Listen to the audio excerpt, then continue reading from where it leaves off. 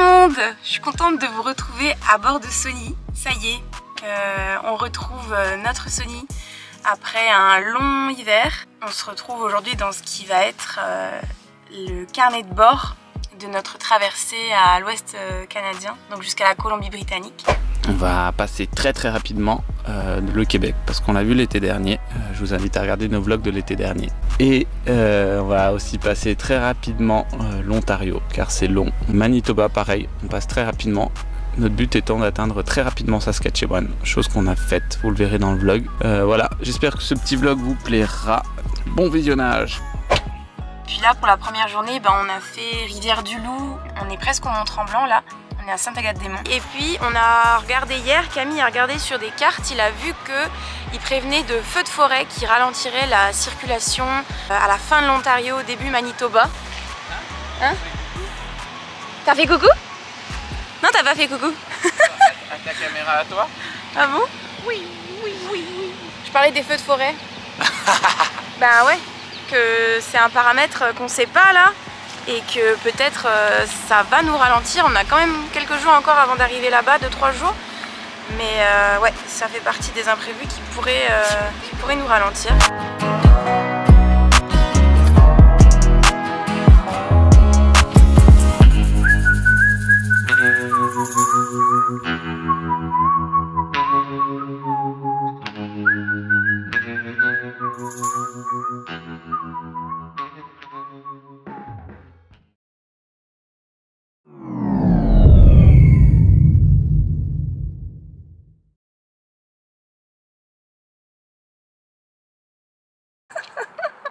Déjà plus la même tête après 2 jours dans le van. Non, plus sérieusement, on vient de se réveiller. En fait, on a couru au Walmart pour les toilettes. Parce que là, on est garé. Genre, il n'y a pas de... Il n'y a pas d'arbre. Il n'y a pas de quoi se cacher. Du tout. Au Walmart, encore une fois. C'est la valeur sûre parce que on veut avancer, on veut tracer. C'est que on peut manger, on peut dormir et il y a des toilettes. On peut remplir l'eau aussi, ils ont des bornes pour remplir les gourdes. Ce qui explique pourquoi le Walmart c'est quand même un bon plan.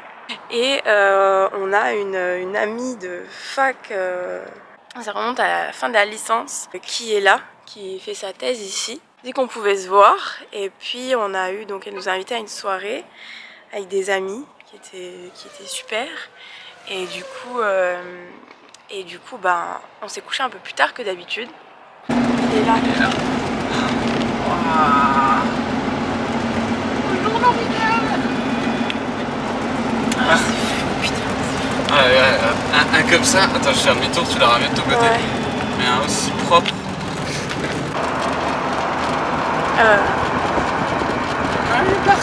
Il est parti. Oh, il est dans la forêt là-bas. Il s'est caché. Ah. Ça fait du bien de faire une journée Chiant, de route là. Hein? C'est qu'elle est bonne là. On vient d'arriver à notre spot pour la nuit. On a beaucoup roulé aujourd'hui. Combien on a fait de kilomètres? Combien on a fait?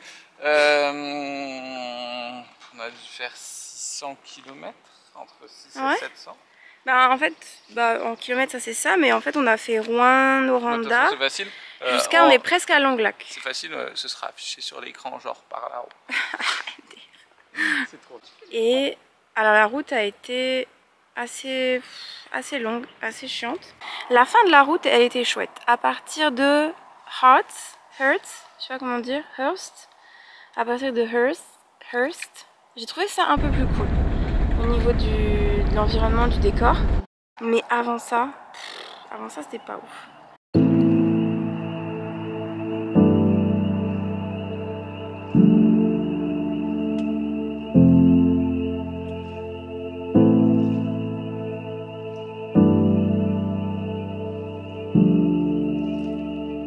Cet été ça sera un peu différent. L'été dernier on est parti, on n'était pas hyper organisé sur les vidéos. Mais cette année Camille a voulu faire les choses différemment et je suis très contente. Donc on va sortir quelques vidéos beaucoup plus travaillées avec des sujets qui nous plaisent. On pensait faire la traversée beaucoup plus tôt dans notre PVT, mais les plans ont changé au fur et à mesure. La première année, rien ne s'est passé comme prévu.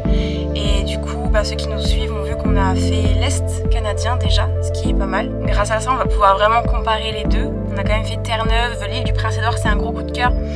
Donc on va pouvoir vous donner un peu notre ressenti sur un peu la côte Pacifique versus la côte Atlantique. Et je n'ai pas encore réussi à faire popo. C'est pas les toilettes qui manquent, parce qu'il y en a dans les stations essence, il y a des aires, là on est dans une aire de repos. J'arrive pas, j'ai quand même un blocage. En tout cas Camille, tout va bien. À droite,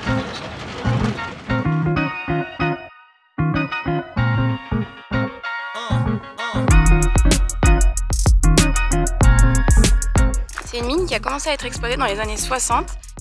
C'est une affaire de famille. Donc la région, c'est plusieurs petites failles ici qui constituent les mines d'améthyste qui sont parallèles au lac supérieur.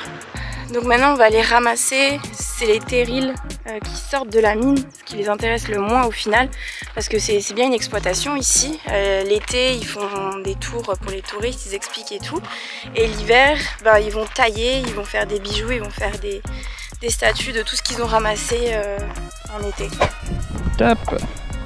Là on est avec Ali à la mine d'améthyste, et puis en fait c'est juste assez incroyable parce que juste on marche et partout par terre il y a des petits morceaux d'améthyste un peu partout. On s'est douché dans une station Esso, donc ça c'est cool, on est nouveau propre pour quelques jours. Pour quelques heures. Et 4e jour de road trip, fini. Ça se passe bien. Son dos, ça se passe vraiment bien. Ça se passe bien. Fatigué peut-être, ouais. Ouais, aujourd'hui on était cramés après la visite des améthystes là. Ouais. À 10 km près, aujourd'hui on a fait 2000 km en 4 jours. C'est bien, honnêtement c'est bien. Sauf qu'on vient de voir que jusqu'au premier spot qui va être vraiment important pour nous, il y a encore 1500 km. C'est que là on va encore avoir 3 bonnes journées de route. Tu parles aussi. Je vais arrêter de parler parce que sinon on va gober les mouches. J'avais pris le...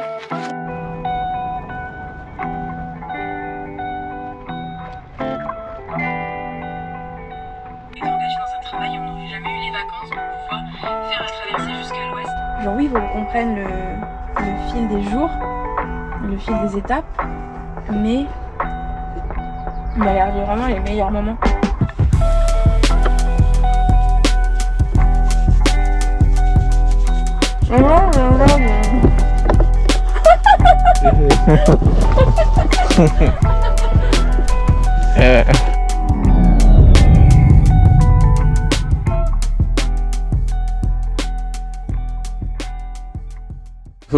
Faut faire un débrief à chaud.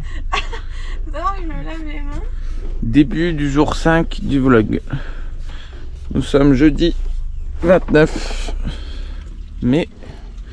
Il est 6 h du matin et Alison a quelque chose à vous annoncer.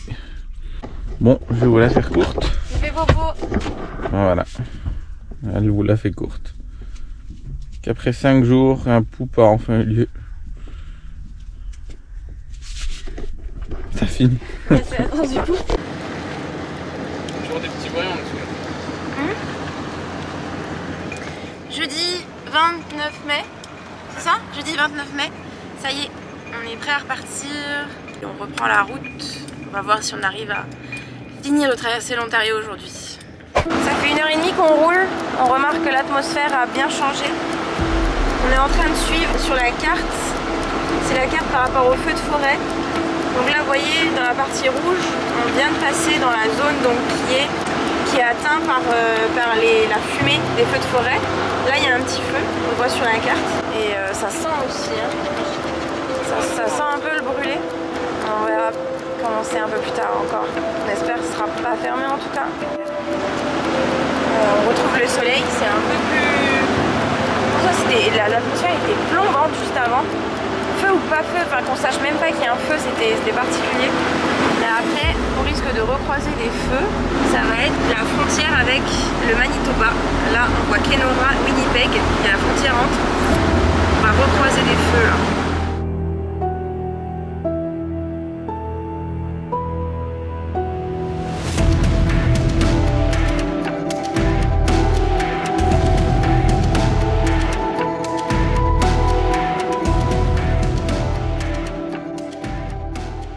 On est arrivé là, on avait vu le High Overlander, mais ils ont barré la route parce qu'il y a risque de feu trop élevé.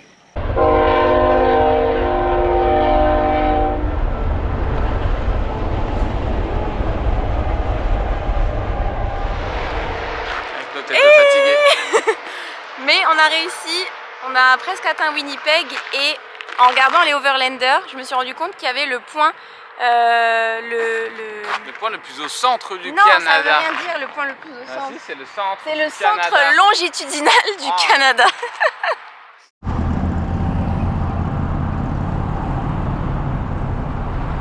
Ouais, premier Walmart de Winnipeg. On s'est fait recaler par un panneau no overnight. On est fatigué de la route. Il est déjà 8h30. Sachant qu'on a pris plus une heure de décalage horaire, il est théoriquement 9h30 par rapport à l'heure à laquelle on s'est réveillé ce matin. C'est-à-dire 9h30, sachant qu'on est parti à 8h40, ça fait une grosse journée. Même si on a fait des pauses ou des choses comme ça. Et là on n'a toujours pas trop d'endroits où dormir, donc ça se trouve on y est encore pour un moment. Et c'est la première fois qu'on tombe sur un Walmart où on n'a pas la possibilité de dormir. Donc honnêtement ça nous gonfle un peu. Bon, on va vite trouver. Hop, and that's it. Deuxième Walmart, c'est la bonne, il n'y a pas de panneau. Ça fait du bien de se poser. Ça fait du bien de se poser, je viens de dire à Alison. 5e nuit pour l'instant de road trip, 3e Walmart. Donc, honnêtement, ouais, c'est des bonnes astuces. C'est des bonnes astuces. Ça fait bizarre d'être nouveau par les facecam parce que nous les vidéos elles sont sorties au fur et à mesure avec le boulot. Camille a pris du temps sur le montage, mais donc vous avez l'impression que ça fait peut-être un mois qu'on a lâché la caméra, mais en fait non, ça fait un bon moment. Et si on est face caméra là aujourd'hui, c'est que on va rentrer en France. Notre PVT restera juste un PVT, notre aventure au Canada s'arrêtera après le road trip et on rentrera en France. Voilà. Il y a plein de raisons et en vrai la plus grosse raison c'est que l'immigration c'est vachement compliqué pour ceux qui suivent un peu. La résidence permanente a gelé, les permis de travail avec les conjoints de fait ça s'est vachement durci, donc c'était trop compliqué pour nous de rester dans notre situation actuelle. Et donc on a décidé de rentrer en France, voilà. Si jamais on aurait voulu rester, on aurait été engagé dans un travail et on n'aurait jamais eu les vacances pour pouvoir faire la traversée jusqu'à l'ouest. Donc c'est aussi la raison pour laquelle on peut faire cette deuxième été de road trip et de vlog. C'est parce que après ça on rentrera en France.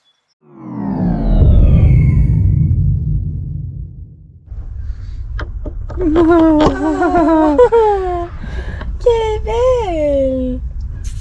Maman, oh, oh, oh, oh, oh. Attends, tu te mettre un peu. Hey, c'est le matin. C'est le matin, mon pigeon. Oh.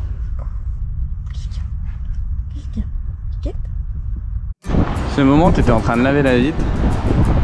Tu te rends compte que le toit juste au sud là-haut, où tu es en train de remettre ton plat, s'est effondré il n'y a pas longtemps et que ça tient sur rien du tout.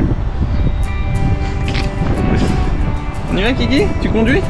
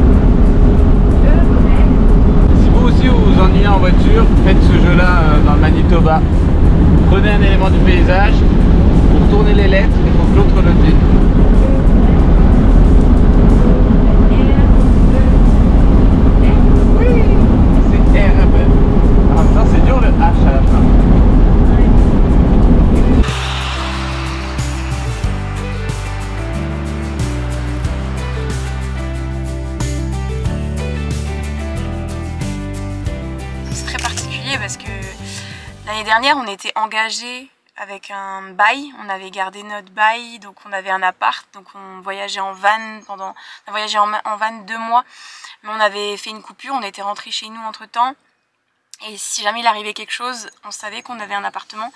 Là, ben ça y est, tout l'appartement a été vidé, les meubles ont été vendus, et on est donc que dans Sony. Voilà, c'est notre maison maintenant jusque au moins le 20 juillet.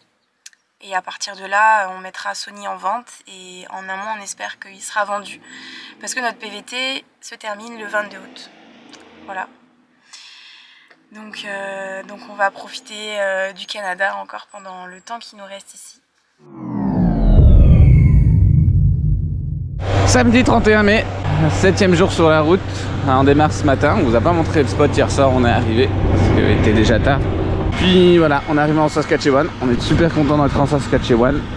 L'objectif de la journée ce matin, ça va être d'aller faire une lessive, prendre une douche ici à Weyburn, vu que c'est la dernière grosse ville avant un gros moment, avant Calgary sûrement. Donc on va profiter de faire toutes les commodités qu'on a à faire, qui sont importantes à faire, et encore une fois c'est le genre de choses qu'on trouve sur IO Airlander. C'est la première mission de la matinée.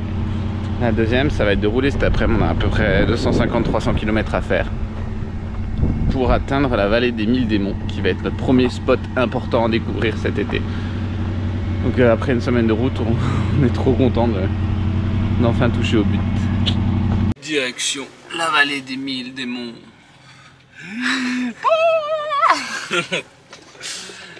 Vamos.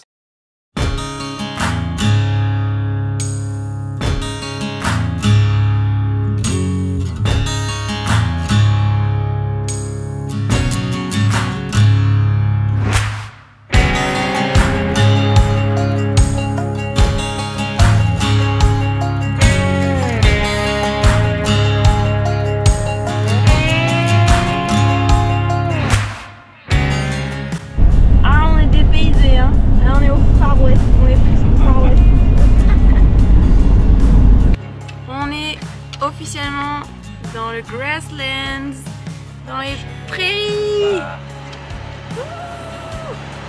Première grosse étape de notre road trip.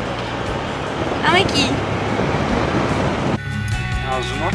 En zoomant, je l'ai un petit peu. Je sais pas si on va comprendre que c'est ça. Est-ce que toi tu peux faire encore? Celle-là, c'en est une vraie, hein? Ouais, et elle monte, hein? Elle monte. Elle monte de plus en plus là.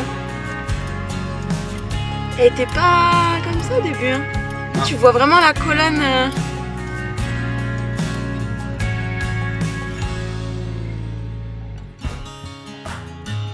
Elle le voit même pas. Hey, on est arrivé au parc des prairies. Enfin. Ouais, on est encore un peu, je sais pas si on peut dire tanné de la route. Bah fatigué, mais c'est normal. Hein. Mais là, on va commencer à rentrer dans le dur là. On part pour la balade des 1000 Devils. Ça parle de sable mouvant, ça parle de serpents à sonnette. Autre chose? Oui, c'est qu'il est 5 h de l'après-midi, que là, on va entamer une balade de 14 km. Une bonne grosse balade. 10 km. 10 km, mais t'as 2-3 km pour y aller. Ah oui, ok. Donc t'as encore oublié quelque chose? Oui. Quoi? Ma montre. Ah maintenant t'as besoin de ta montre? Toi, tu peux faire sans, non? Je sais même pas où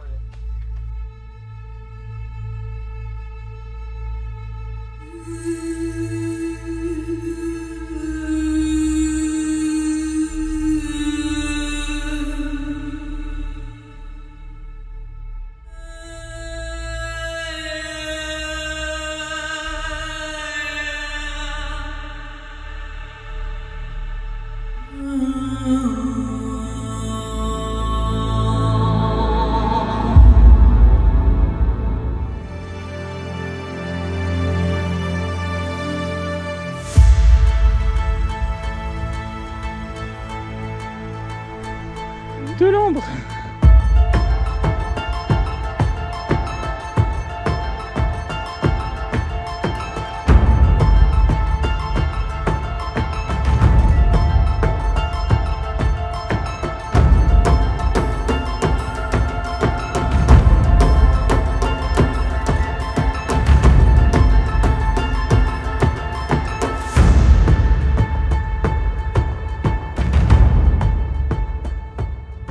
Hop, hein, cactus, ouais. Il est 20h30, on part sur un dernier hors-piste doucement kick. Elle a encore tellement d'énergie. Un dernier hors-piste pour tourner la première vidéo qui va sortir. On prend peut-être des beaux risques pour la tournée, mais j'espère que ça va être chouette et que ça va valoir le coup. Parce que là, il va bientôt faire nuit et on est encore loin du campement. On est peut-être à l'opposé. Il reste peut-être 4 à 5 km. Donc on va éviter de faire trop les cons. Et puis voilà.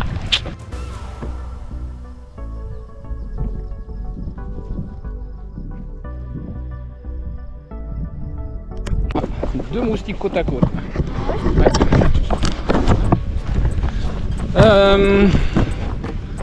Bon, c'est le soleil est officiellement caché. Et je crois que c'est maintenant qu'on va comprendre pourquoi la vallée s'appelle la vallée des 1000 démons. Donc on va vite se dépêcher avant d'être attrapé par ces démons. C'est notre dernier témoignage. Celui qui trouvera cette vidéo pourra la poster sur notre chaîne YouTube. Peut-être qu'on fera le buzz après notre mort. Oh god. Oh god damn. God damn.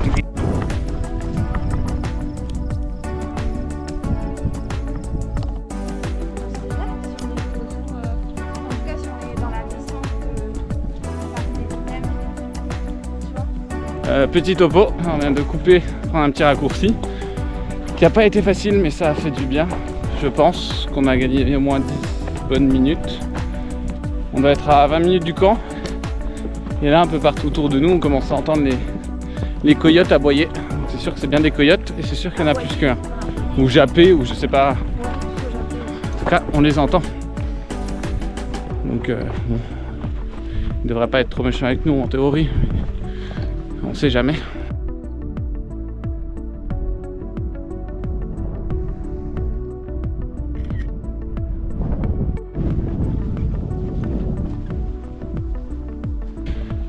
Plus beaucoup de batterie. Il va être 22 h. Ça va faire 5 heures qu'on est parti. On vient de voir un panneau, là il reste peut-être 1,5 km jusqu'au camp, mais tu passes une montée. Tu te dis le camp va être là, il y a encore une montée, du plat, une montée. Ah, c'est pas facile. Oh, moi ça je vois jamais toi aussi content devant un distributeur. On est crevé. Je pense qu'on est vraiment crevés tous les deux. Je pense qu'on était vraiment pas prêts pour une grosse balade avec le temps à faire. J'en peux plus, cette journée est incroyable et en même temps il y a tellement de choses qui sont passées. Je suis explosée. La rando avec le vent, le soleil, j'ai mal aux yeux. On a encore tourné le début, les premiers plans de la vidéo sur le désert canadien. On a commencé ça à 23 h. Parce qu'on est revenu, la balade était 22 h. Et là, il y a les étoiles, il y a les aurores. Et elles sont pas aussi colorées que celles qu'on avait vues en mai dernier. Mais par contre, elles sont hyper dansantes et c'est hyper impressionnant. C'est trop beau. Et Camille essaye de prendre des photos là, il veut pas venir se coucher. Ah, j'en peux plus. Je n'en peux